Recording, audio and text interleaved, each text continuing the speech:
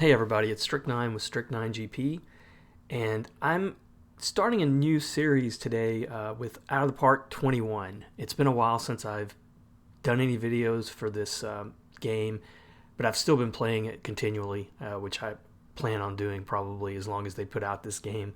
Um, but I've been kind of brainstorming about what kind of videos I wanted to release, and I've done the playthroughs before with the last few versions. I enjoy those, and I hope that you guys find some value in them and enjoy them too. But I'm kind of looking to branch out a little bit, and I'm I'm looking at maybe doing something not a straight up tutorial type series, and this is going to be pretty informal. But I'm calling this Out of the Park 21 Observations and Tips. I mean, that's the series name that I've kind of come up with, and I think that's where I'm aiming with this. Like I say, it's going to be kind of free form. It's just some things that I've noticed playing this version and really playing this game for. I was thinking about this before I started recording. I'm looking at almost 20 years playing this franchise. Started probably with the second or third retail version they made of this game, and I've been playing just about every version since. I've probably skipped maybe two versions since those early days.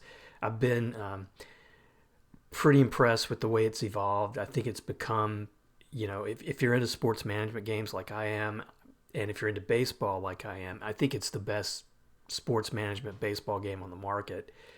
But I thought, there's so many different ways you can play this game, and I thought maybe I would kind of pick out a few of those, give you some of my observations and experiences with them. And, I've got some ideas for some tip videos.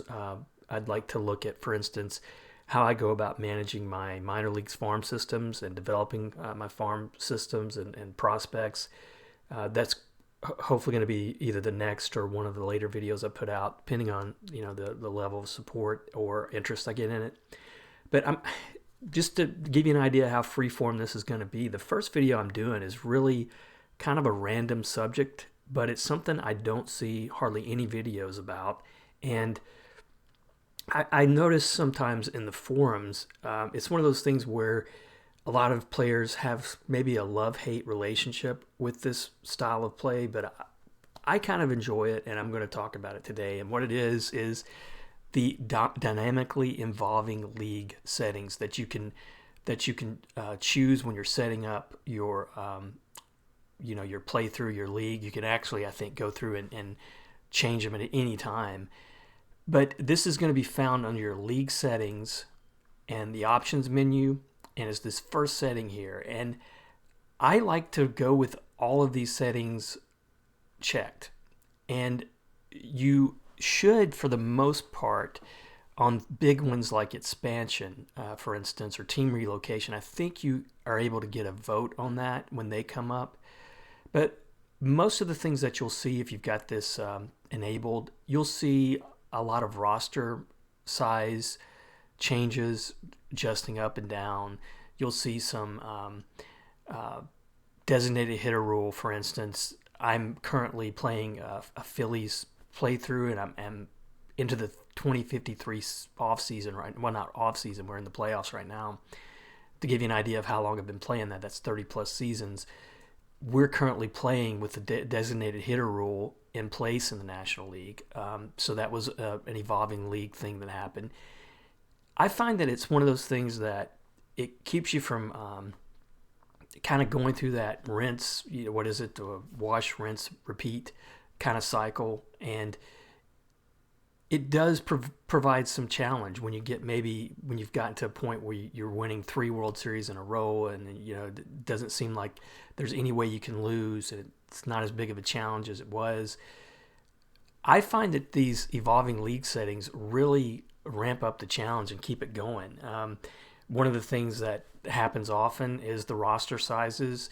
Right now, for instance, we're at 28 because we're still playing under that new rule from the MLB where you've got 28 is the maximum roster size for that September call-up period. But in general, the rule changed recently, maybe 10 plus years ago, I guess, into this playthrough, where your active roster can be 27. And that seems like a small change, but I loved that change when it hit, because going from 26 to 27, I like to run with 13 pitchers. But that also left me a little slim on the offensive side. I might be missing just one more pinch hitter or one more pinch runner that I could really use on the team. Now I'm able to go with 14 batters, 13 pitchers, and it works great for my style of play. So sometimes when the changes happen, they're to your benefit. And a lot of these things, of course, you can also change manually. You can do this game is so customizable. You could do these without evolving, without having to rely on this dynamically evolving league setting going into action. But I just like that it's almost like a fog of war. I like having to adjust to that setting instead of just deciding, okay, let's try this and see how it works. One of the things too that's kind of it's more likely to happen, I've noticed, is like the injured list length. So currently, I think for the majors, that's let me see if that's under rules. It's 10 days for batters, 15 for pitchers. I've seen it adjust either anywhere from like 7 to 18, with the random dynamically evolving setting. And again, that's just, it throws a wrench in there. It's something you're going to have to adjust your management style to. For instance, right now the batter injured list is 10 days. Let's say you get a player who has a moderate injury that your trainer says it's going to take him 5 days to heal from it. Well, if you've got a 10-day IL list, or even lower, like 7 days, I've seen it go as low as 7 days, you may want to put that guy on the injured list so you can assure that the AI is not going to put him in and risk him getting further injured. But if you've got a 15-day injured list, or even 10 days, you may want to ride it out. You may want to manually go in there to the lineup and say, hey, you know what? I'm just gonna put this guy out for now so that he's not gonna play, and maybe put him in a situation where he's utility 2 or something to that effect. But bottom line, these changes really make you adjust your gameplay, and I kind of like that for that reason.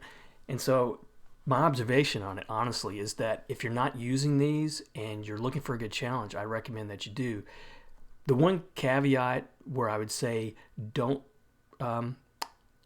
enable this setting here is if you're doing like a historical replay and you're trying to get as accurate as you can to the the actual historical results of whatever year or decade or however you're playing the game. That's one thing that I recommend you don't do. Another thing I recommend you don't do is, I don't know if it's still here. I don't really see it here, but there used to be, and it still may be on the back end. It's just, I don't know which category it would fall into. But one thing that I also saw, it may have been a previous version, but it was randomly changing the schedule length.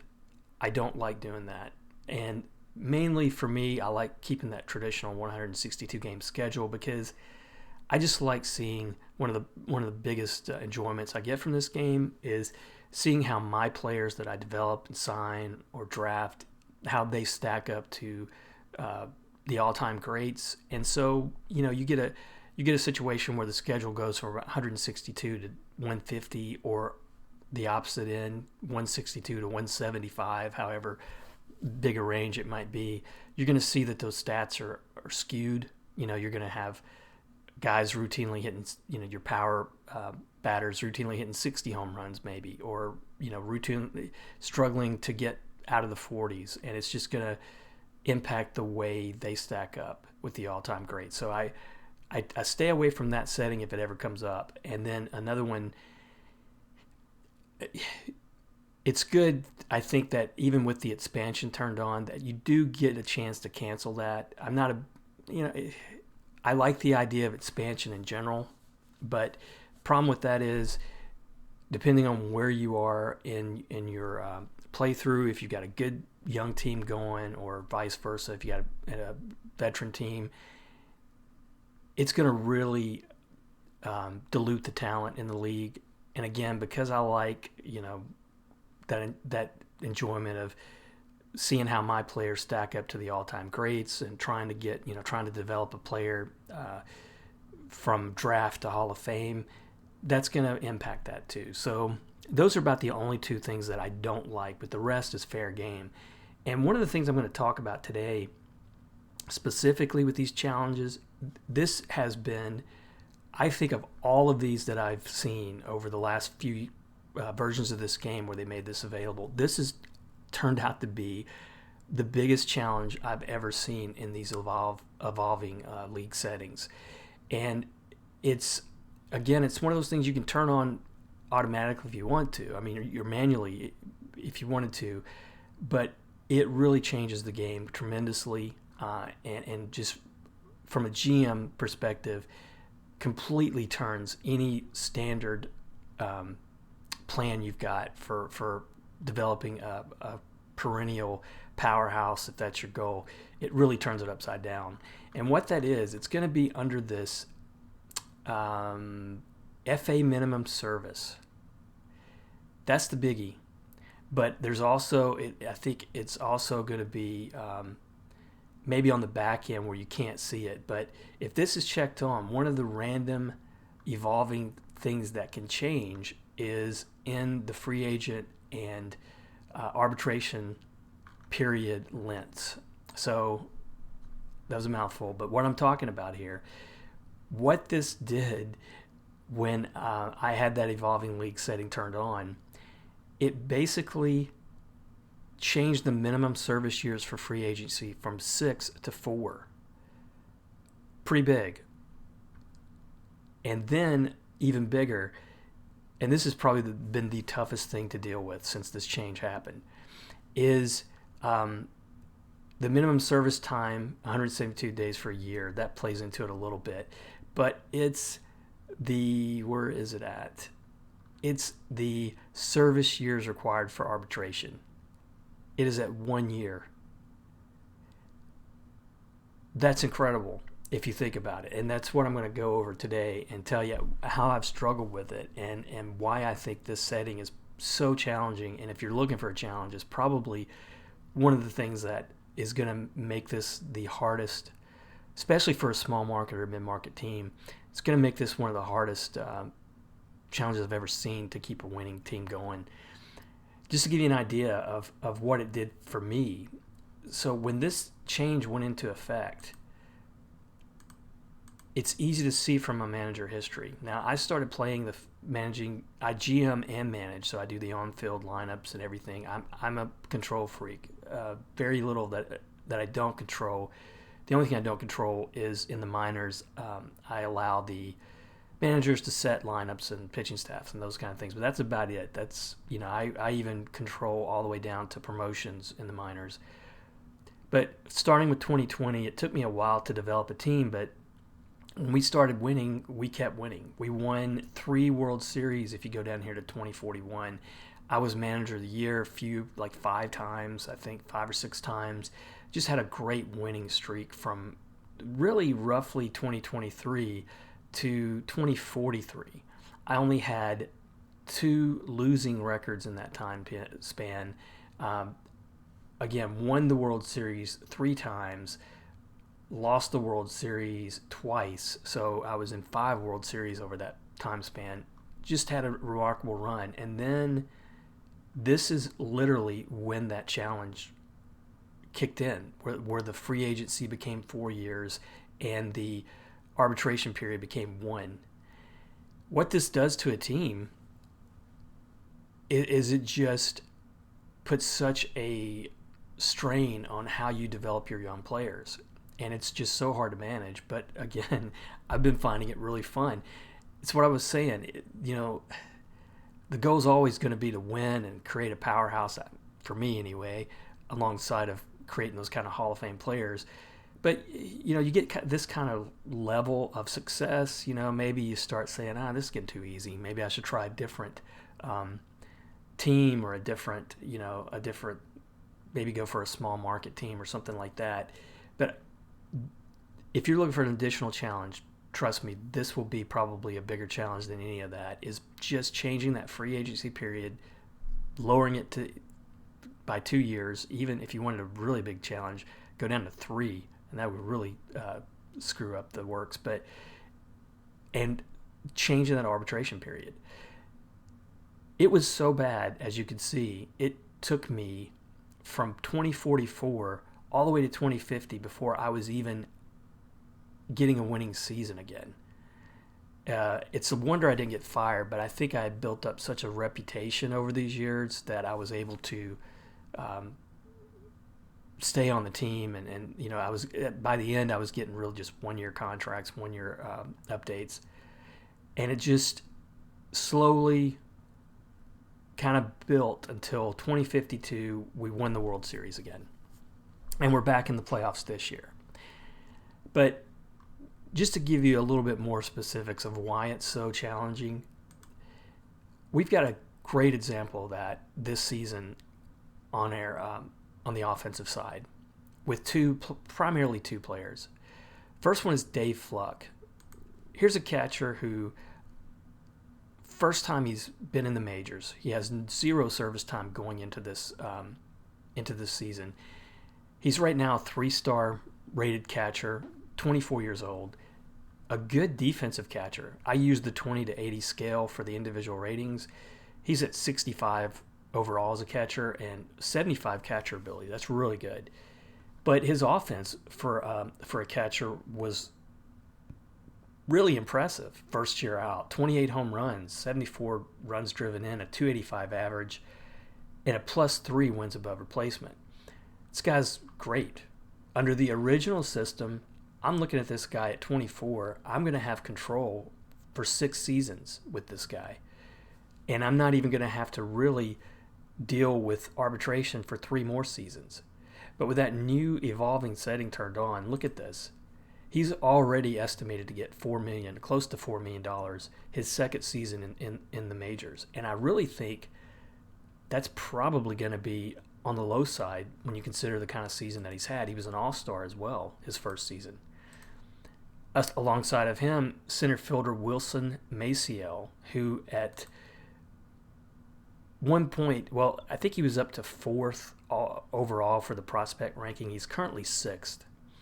I was having some problems with injuries early, and I decided to call this guy up. He's had a decent season. He hasn't been really starting much except at DH because I've got a great center fielder in there right now, a good veteran center fielder. He just turned 21. A 5-star potential. This guy's going to be really... He has the ability to be like just a tremendous superstar.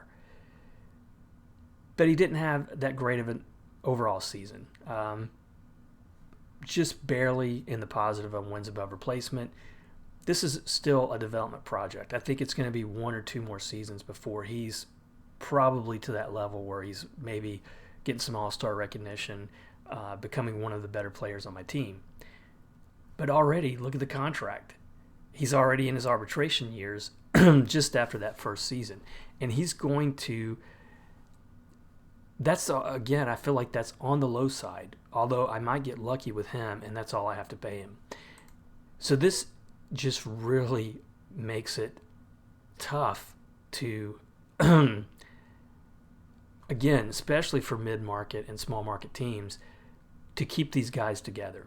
And I've always felt that the easiest way to win consistently in out-of-the-park baseball, and probably real-life baseball, is you develop your own players. When they become superstars or they become all-star type players, then you sign them to long-term contracts. And you get those long runs going. And you got to hope that everything falls into place. You've got a generous manager with a good budget. You've got a good fan support. Everything plays in together. With this new strategy, it's almost impossible to do that. And you have to really pick and choose who you're going to let go. And it really...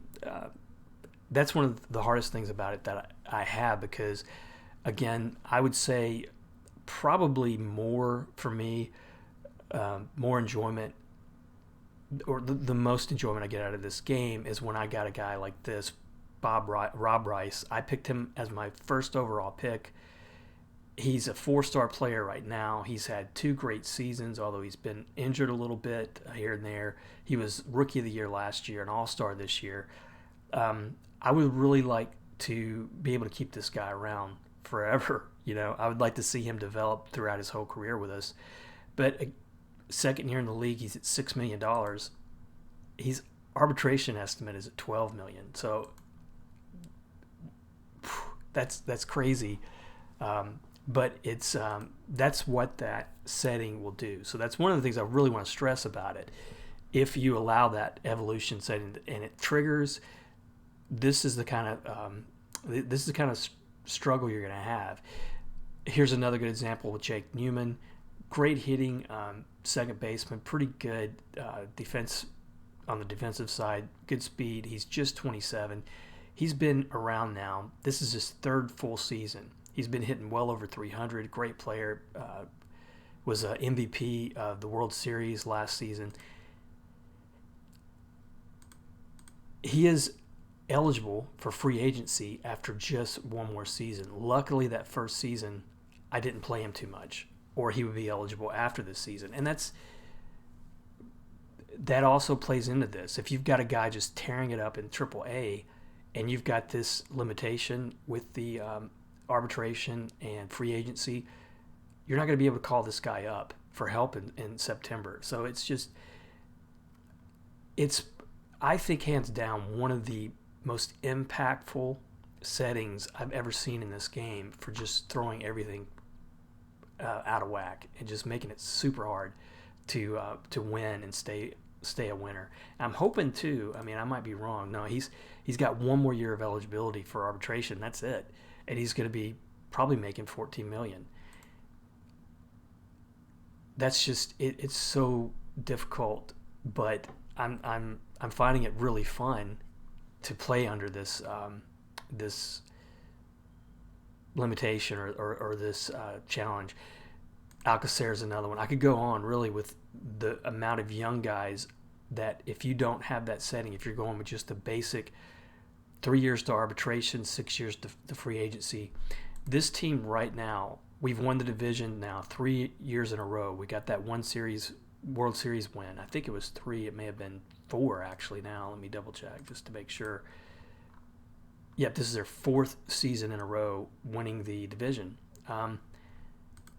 I don't see how we're going to keep it up because we're going to be losing these guys left and just coming and going. And that is going to be, I think, probably. I think this may be my last good year I'm going to have with this team. Now, in terms of how do you overcome that, I'm looking at the financials here. One thing that I always like to keep up with when I'm playing as a GM is this salaries tab. It gives you a pretty good look at, it goes down as far as you've got contracts for the most part. If you got players in active contracts, you can see them unless you got, I guess, anything over 10 years, you may not can see. So you really have to pay close attention to what's coming up and who you're losing, who's moving off this list, who's going to potentially be higher. Like, Newman, he's potentially going to be up $3 million more this year. Valdez, he's in his option year. He may not be available, but he's had some injury problems. He's not the player he was. I'd be really surprised if he doesn't take that $20 million option. I signed him when he was one of the best players in the league. Really, he was that good. But this is one thing you want to always keep up with is that salary screen, and you're looking at who's gonna move up, in salary arbitration, and you're going to look at, who's going to drop off. This gives you, I think, a better eyeball view of like which players are going to be up for free agency. But I can already see any player that's been playing in the majors this year is going to be arbitration eligible. It's the craziest thing I've ever seen. I mean, I've got a guy here, 24-year-old shortstop. He should be a bench player, but with injuries, he's gotten some starting time this year. He's going to come from an $800K salary to potentially $4.5+ million. So my offseason is really going to be busy trying to get a lot of these guys moved off and get people in the right position. So I just wanted to kind of call this out because I think it's really made me get a lot of enjoyment lately out of this game. If you don't have to wait for that evolved league setting to come up. If you just want to give yourself this challenge right off the bat, just go into league settings, like I say, go under financials and tinker with this. You may even want to move it a little bit up or down, or try it, for, say, maybe go to service years for arbitration, maybe change that to a couple years or something. Because I'm not in commissioner mode, I can't change that, I don't think. But it's something that when it triggers in that evolving setting, it's going to really throw you for a loop. But that's something I wanted to call out.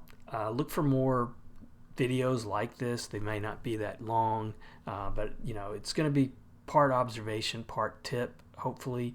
Next thing, like I say, I want to cover is one thing that's super important with this financial limits that you have with arbitration and free agency is how do you manage your minor league farm system.